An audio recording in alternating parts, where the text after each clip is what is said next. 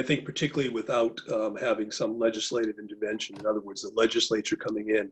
and trying to challenge that the governor's usurping her powers, I think it'd be a really tough argument before a court. I think there was a Wisconsin Supreme Court decision recently that came down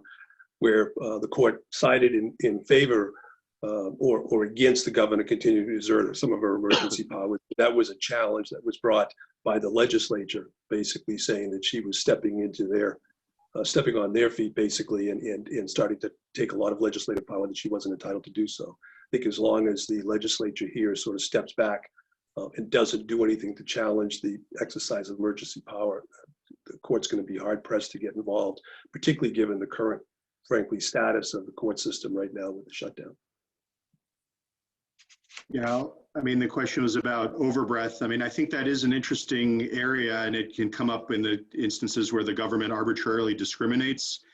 in favor of or against certain groups or potentially certain types of businesses. In the foundational case on the scope of public health authority from the US Supreme Court is a 1905 case, Jacobson versus Massachusetts, in which the Supreme Court upheld the authority of states to mandate vaccinations, in that case, smallpox. And the decision simultaneously recognized, on the one hand, broad public health authorities for states or localities, as well as limits on that authority.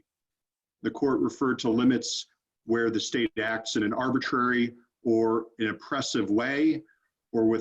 the state acts where there's no real or substantial relation to the goal it's attempting to accomplish, or where there's a palpable invasion of rights.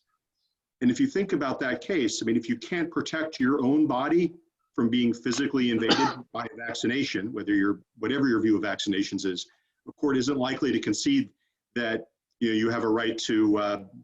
speak or worship or even use your property in a way that isn't harmful to others.